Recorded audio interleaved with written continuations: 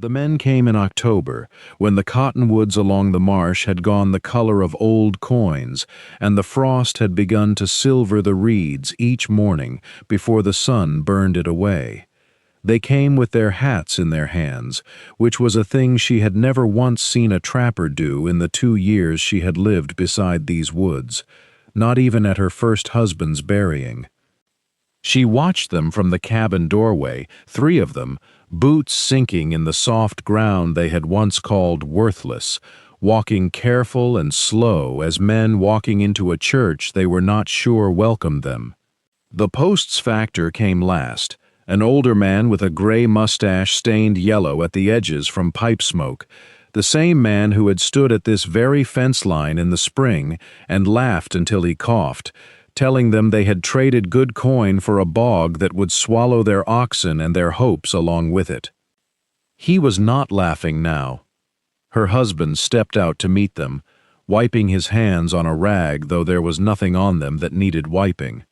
It was a thing he did when he wanted a moment to think, and she had come to know it well in the short months of their marriage, the way she was still learning the small grammar of him, how he tilted his head before he spoke a hard truth, how he let silence do work that words could not. The factor cleared his throat twice before he managed the asking.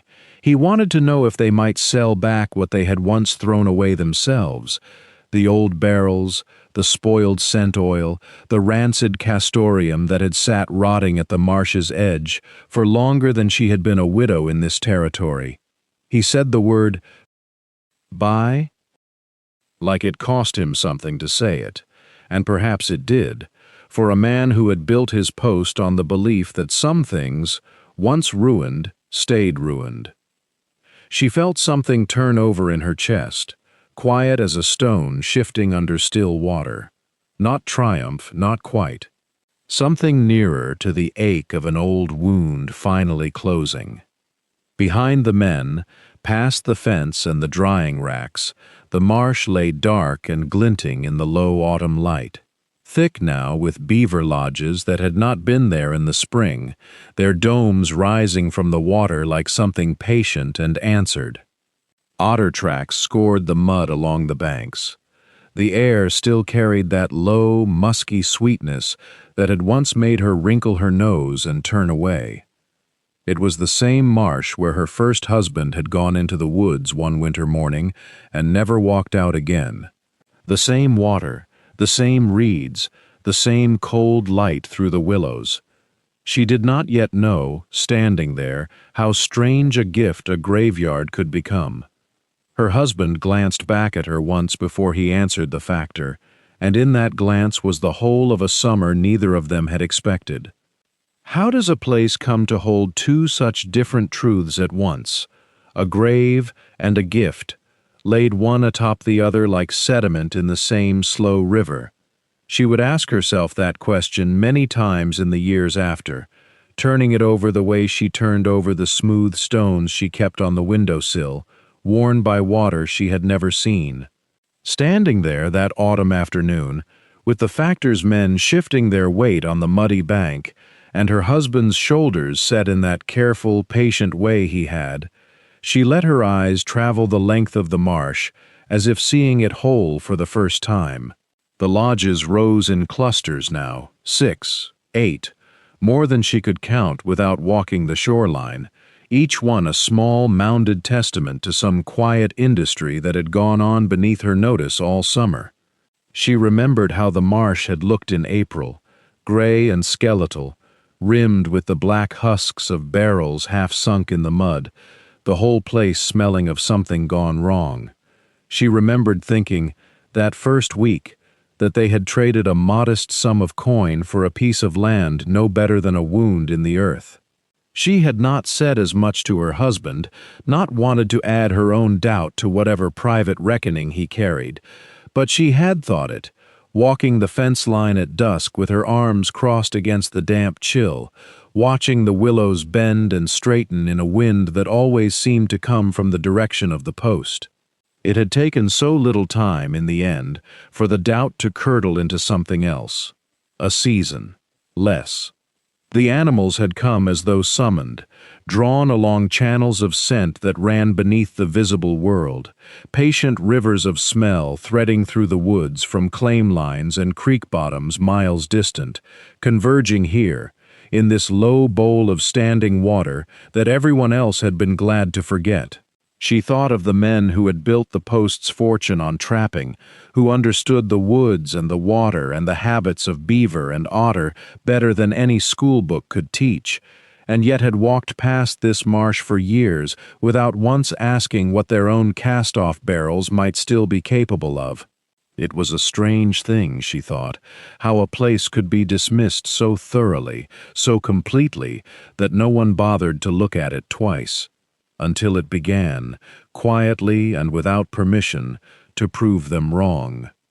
The factor's voice reached her again, lower now, less certain than it had been in the spring, and she found herself studying the marsh instead of the men, tracing the dark shapes of the lodges against the silvered water, trying to understand how a graveyard of barrels and grief had become, without her quite noticing the turning, the richest ground for miles. The memory pulled her back before she meant it to, the way a current pulls a boat that has stopped rowing. Spring had come late that year, mud thick on every trail, the river running high and brown with melt, and she had stood at the land office with her new husband's hand steady at her elbow, while the clerk read out the parcel description in a flat, bored voice, as though he could not understand why anyone would file on it. 40 acres of marsh and scrub timber, unfit for plow, unfit for grazing, adjoining the fir post's boundary on the low side where the ground never quite dried even in August. She remembered the clerk glancing up at them, waiting for them to laugh and ask for something else, and remembered instead the quiet certainty in her husband's face as he signed his name. He had walked the ground with her the week before, boots sinking past the ankle in places, pointing out where the willow grew thick and where old beaver cuttings scarred the aspen along the bank. He had not spoken much of what he was thinking, only crouched now and again to smell the mud, to turn over a rotted branch, to study the standing water with the same patient attention he gave to a horse he suspected of lameness. She had watched him and thought of her first husband, who had walked these same woods with that same searching quiet, and had felt something in her chest twist and settle at once, grief and hope arriving together as they so often did that year. They had no money for better land, and little pride left to spend on appearances. The cabin they built stood on the only rise for half a mile, logs green enough that they'd wept sap through the first hard rain, and from its single window she could see the marsh spreading out gray and flat and unloved, the fir post's old dumping ground lying just beyond the fence line like a wound the land had never healed. The smell had greeted them before the cabin was even finished, carried on every south wind, and she had asked him once, half in jest, whether he meant to farm mud or misery. He had only smiled, the way he did when he was turning something over in his mind that he wasn't yet ready to say aloud, and told her that a smell was not always a warning.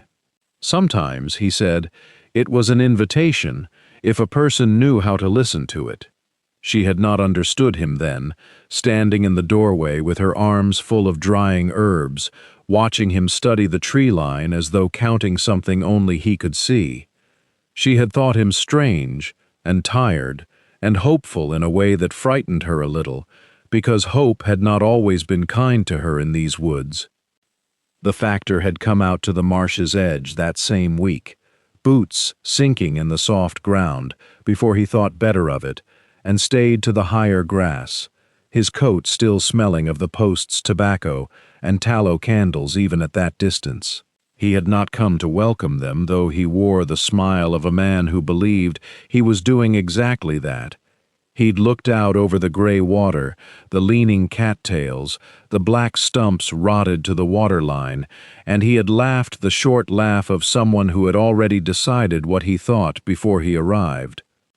"You'll grow nothing here but regret," he told them, and he said it kindly enough, as a man says a hard truth he believes is a mercy. He spoke of the mud that never dried, of the frost that came early to low ground, of the way the marsh flooded its banks every spring and swallowed whatever a fool had planted the season before. He told them the post had used this parcel for years to empty what could not be sold, old barrels gone sour, hides too far spoiled to tan, the leavings of trap lines that had run their course. He said this without shame, as though the marsh had always been meant for refuse, as though the land itself had asked for nothing better.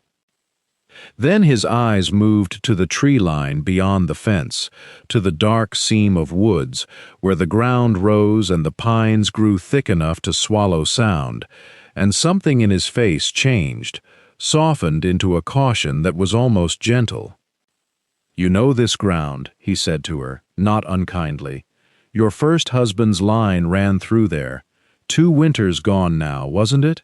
He did not need to say more. She felt the words settle into her chest, the way cold settles into a joint before a storm, familiar and aching and impossible to argue away. She had walked those woods 100 times, searching for what the search party never fully explained to her, only that the traps had been checked, the sled found, and Caleb had not been. She did not answer the factor. She only looked past him, to the marsh, to the gray water holding the sky's reflection like something borrowed and not yet returned. Ezekiel said nothing either, though she felt him step closer, the quiet solidness of him at her shoulder, not to defend her but simply to stand where grief might need a second pair of feet. The factor, perhaps mistaking their silence for defeat, offered them a rare kindness before he turned to go. He would not stop them filing the claim, foolish as it was, but he wished them to understand, plainly, that the post wanted nothing from that land and never would again. She watched him walk back toward the post, his boots leaving dark prints in ground that had already begun, though she did not yet know it, to change beneath them. That evening, after the wagon had been unloaded and the last of the borrowed lumber stacked against what would become a cabin wall, she walked the marsh's edge alone, the way she had walked it so many times before, in another season, with another man's name still fresh on her tongue. The reeds bent low under a wind that smelled of coming rain, and the water lay dark and unhurried, patient in a way that grief never let her be. She did not weep, she had done that already, in years gone thin with use. She only stood, letting the cold work its way up through her boots, and asked the marsh, silently, the question she had never dared ask the woods themselves, whether they had taken him kindly, or whether he had suffered, or whether the not knowing was itself a mercy she had been too stubborn to accept. The marsh, as marshes do, gave no answer. It only breathed its slow breath of mud and rot and distant bird call, indifferent and enduring, and somehow that indifference settled something in her chest that grief alone had never managed to settle. She might have stood there longer, but for the sound of her husband's voice calling her name, not urgent, only curious, the way a man calls when he has found something he does not yet understand. She found him at the marsh's northern lip, crouched low with his sleeves already muddied to the elbow, staring down at a cluster of shapes half swallowed by the bank. Barrels, old ones, their staves gone soft and green with rot, their iron hoops rusted to lace. A dozen at least, and likely more beneath the surface, sunk deep enough that only the tops showed, like the backs of drowned animals surfacing for one last breath before the mud claimed them entirely. He worked one free with a grunt, tipping it onto its side, and the smell rose up between them, sharp, musky, unmistakable even after years of weather and water. She had smelled that scent 100 times in her first husband's cabin, on his hands, his coat, the traps he kept oiled and ready by the door. Castoreum. The oil the post's men had scraped from beaver glands for years, prized once, bartered once, worth its weight in coin to trappers who knew its power to lure. "They've been dumping it here," Ezekiel said slowly, turning the barrel so the last of its contents oozed dark into the mud. "Calling it spoiled, calling it waste." He looked up at her, and something in his face was working toward an idea not yet fully formed, the way a man looks at a puzzle whose shape he can almost see.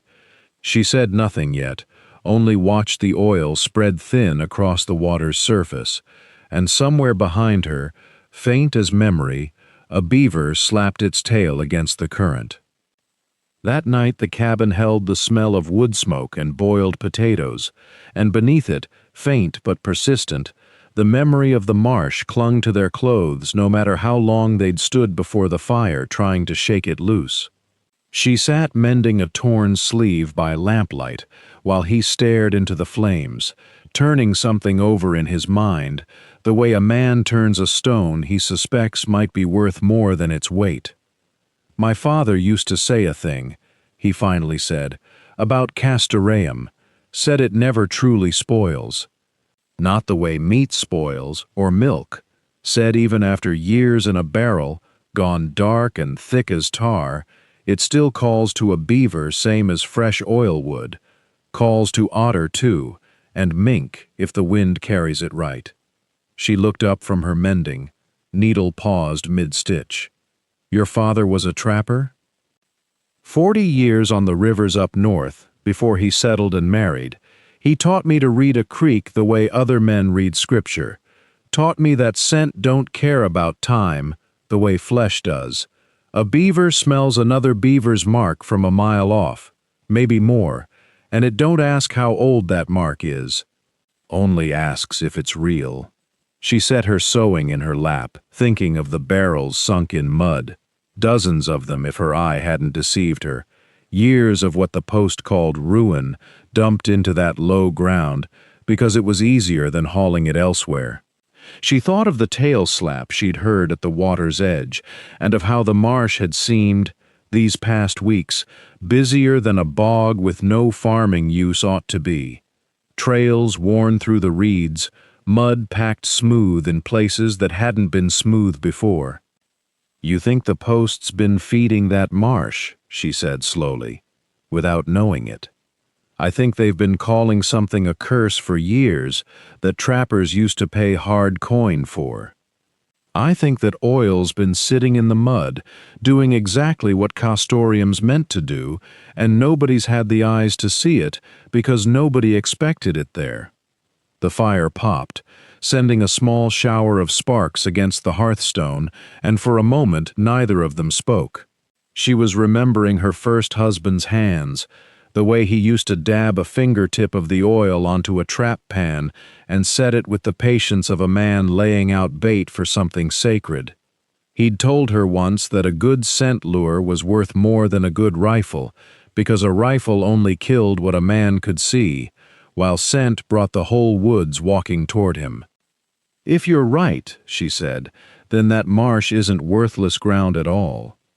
"No," he said, and there was something almost reverent in the way he said it, as though he were still working out the full shape of what they'd stumbled into.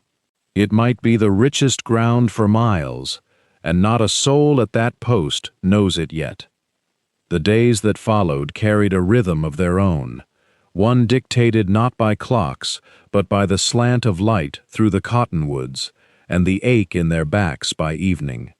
They rose before the sun most mornings, and by the time the mist lifted off the marsh, they were already at work, he with the axe, she with the mattock, both of them turning what had been called worthless ground into something that might, in time, hold a life. The cabin rose slowly, log by log, notched at the corners the way he'd learned as a boy in the Ohio hills, though the wood here was different. Spruce and fir instead of oak, and it fought him at every joint. She hauled water from the creek that fed the marsh, and though the first few buckets carried a faint sourness that made her wrinkle her nose, she said nothing of it, only noted how the taste seemed to fade the farther upstream she walked. He noticed, too, though neither spoke it aloud yet, as if naming the thing too soon might scare it off like a deer catching wind of a hunter. By the time the garden was turned and planted, turnips, beans, a hopeful row of corn that she doubted would ripen before frost, they had both begun to notice the tracks. Not the ordinary scattering of deer and rabbit that any patch of Montana ground might show, but something denser, more deliberate. Beaver slides cut fresh into the mud near the old barrels, otter prints crossing and recrossing the same stretch of bank, mink sign threading through the reeds where before there had been only stillness and stink. She found herself walking to that part of the marsh in the evenings, not for any reason she could name at first, only that something in her wanted to see it again, the black shapes of new lodges rising out of the shallow water, more of them than she remembered from any season past. 2 lodges had become 4 by midsummer, and where there had been silence at dusk, now there was the slap of tails against water, the low grunt and rustle of animals moving with purpose through ground the post had long since abandoned. He would stand beside her sometimes, arms crossed, saying little, watching the water the way he used to watch it as a young trapper, reading it for what it was trying to tell him. "They're coming from somewhere," he said one evening, low, almost to himself, "and I don't think it's chance." She didn't answer right away. She only watched the ripples spread from an unseen tail, circle outward, and vanish into the reeds, thinking of hands long stilled, of oil once poured with care onto trap pans, and of a marsh that seemed, more each day, to be remembering something the post had forgotten. The days after that settled into something she had not expected, a rhythm so ordinary it felt almost like forgetting, though she knew now it was closer to healing. Mornings began with the well, its rope grown soft and dark with use, the bucket squealing on its climb up from water that tasted faintly of iron and cold stone. He had reinforced the wooden collar around it in early summer, and now, in the slant light of a September morning, she leaned against the mended boards and watched the sky pale over the tree line, feeling nothing but the simple gladness of water drawn easily, of a task finished well. The fences needed constant tending, the way all frontier fences did, rails loosened by the freeze-thaw of the past winter, posts leaning where the ground had gone soft near the marsh's edge. She took to walking the fence line with him some mornings, handing him nails, holding rails steady while he drove them true, the sound of the mallet ringing out over water that no longer felt like a wound in the land, but something closer to a companion. She found herself talking more on those mornings, telling him small things, how Caleb used to whistle while he worked, how she had once thought she would never again feel easy near standing water. She did not say these things with sorrow now, only with the quiet wonder of someone noticing a scar had faded to something softer than pain. The garden, modest as it was, gave them turnips and squash enough to store, and she spent afternoons laying them carefully into the root cellar they had dug into the rise behind the cabin, its walls cool and earth-smelling, a small kingdom of provision against the coming winter.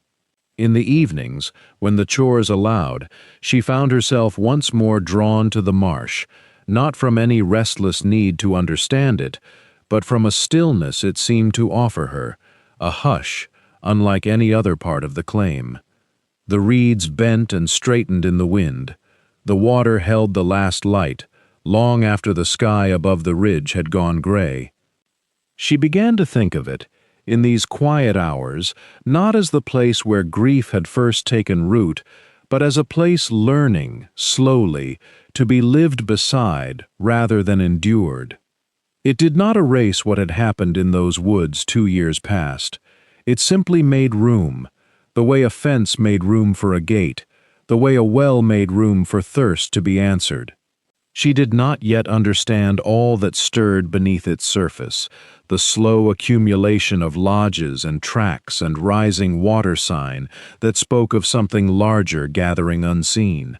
But she trusted, in the same steady way she trusted the mended rails and the deepened well, that whatever it was not something to fear.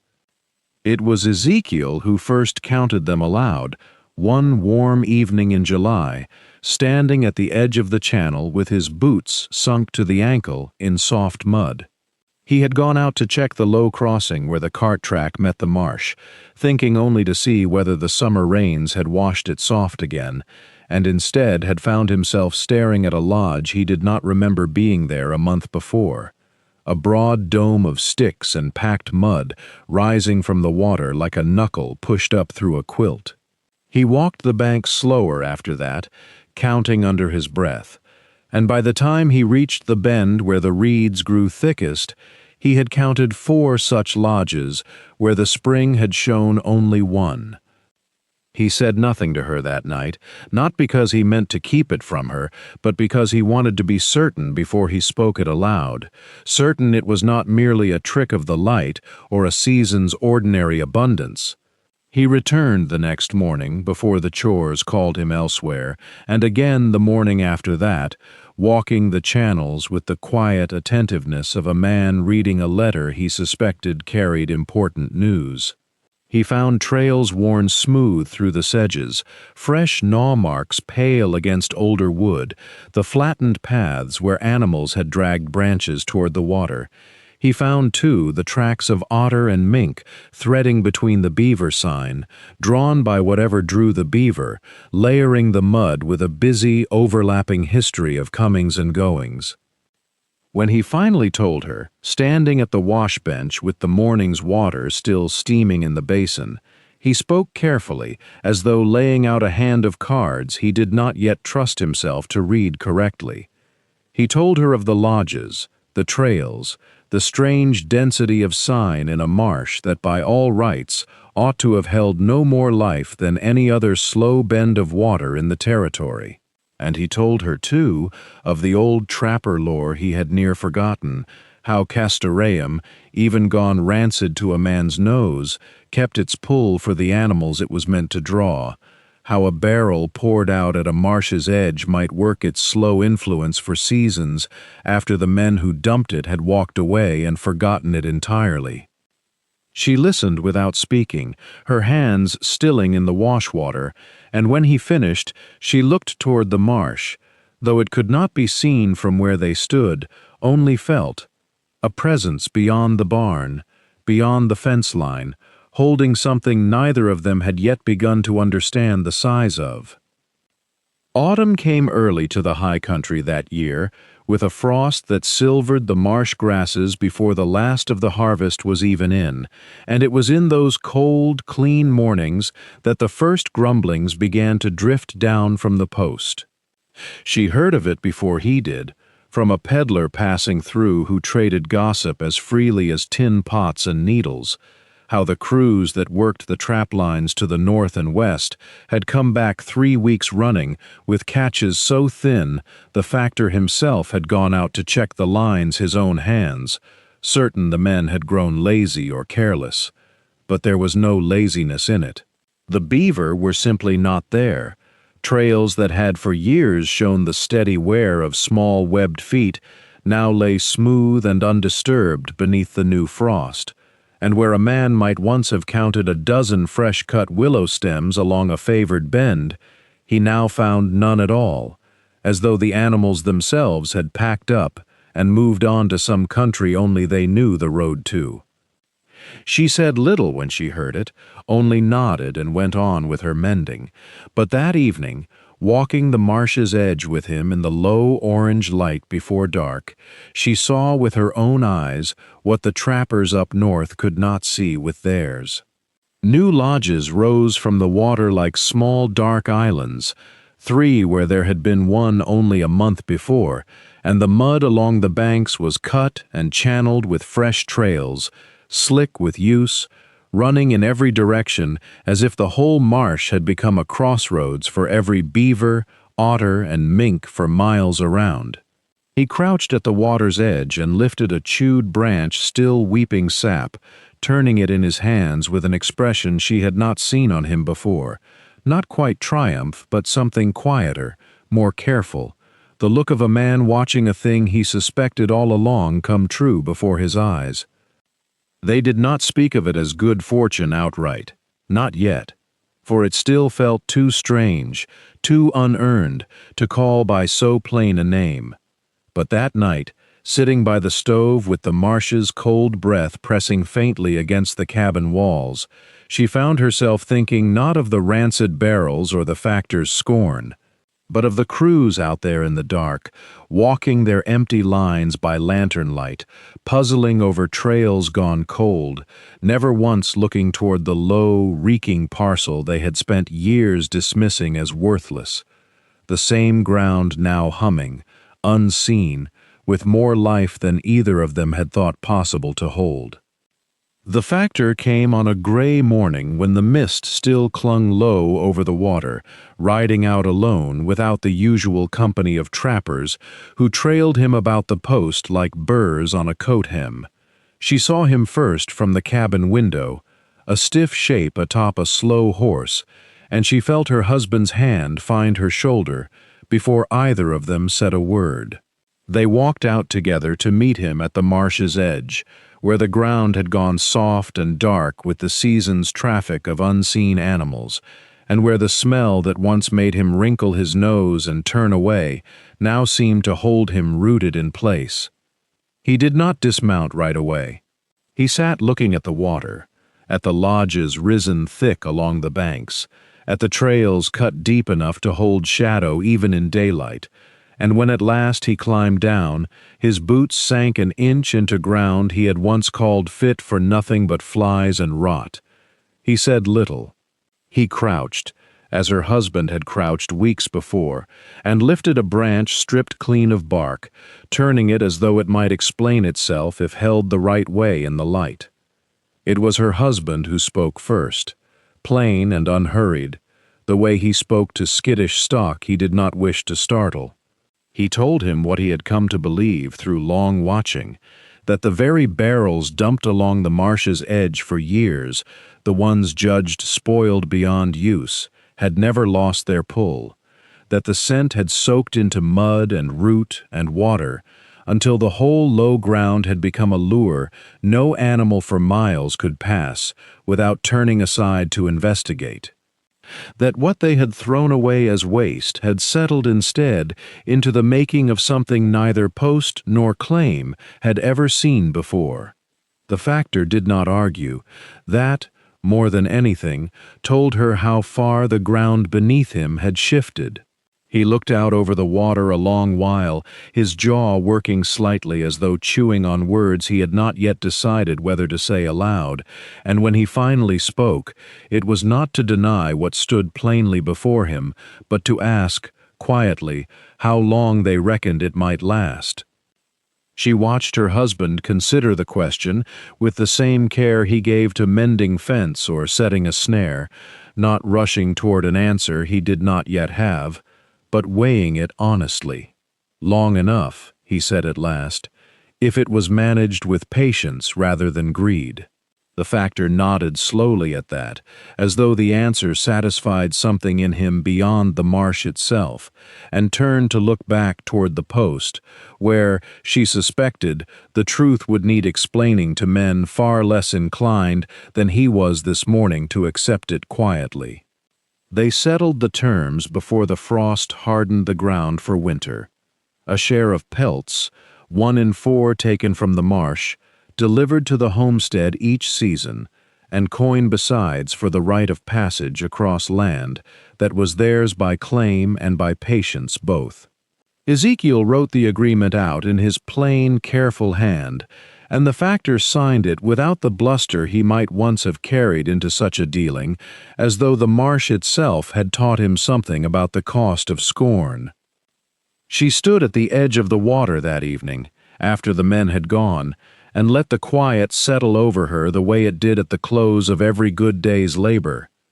The reeds bent and straightened in the wind. A beaver slapped its tail somewhere in the dark water, unseen, and the sound no longer struck her as strange or unwelcome. It was simply the marsh, breathing. She thought of Caleb then, not with the old ache that used to catch her unaware at the wash basin or the hearth, but with something softer, something almost like gratitude. He had walked these same woods with his traps and his knowledge of scent and season, and though the woods had taken him, they had not taken everything. They had left this behind, this marsh, this water, this strange inheritance of Castoreum and patience that had, in the end, given her a life she had not thought to hope for again. Ezekiel came and stood beside her, his coat smelling faintly of wood smoke and the marsh's own musk, a scent she no longer noticed as foul but as familiar, almost dear. He did not speak. He rarely needed to in moments like this. She reached for his hand and found it already reaching for hers, and they stood together watching the last light go gray over the water. "You reckon he'd be glad of it?" she asked at last, meaning Caleb, though she did not say the name. Ezekiel considered, the way he considered most things, slow and honest. "I reckon he'd say the woods pay their debts in their own time," he said, "just not always the way we expect." She nodded and found she believed it. By the time true winter came, the marsh lay quiet under its first skin of ice, but the cabin was warm, the root cellar full, and the ledger book Ezekiel kept showed more promise than either of them had dared imagine that first foul spring. The post's men came and went along the frozen paths, tending traps under agreement now instead of scorn, and the barrels that had once been dumped in shame sat instead as a kind of quiet monument to what patience could uncover in a place everyone else had given up on. She looked out over the frozen marsh one last time before the light failed, and for the first time in 2 years, she did not see a grave. She saw a beginning.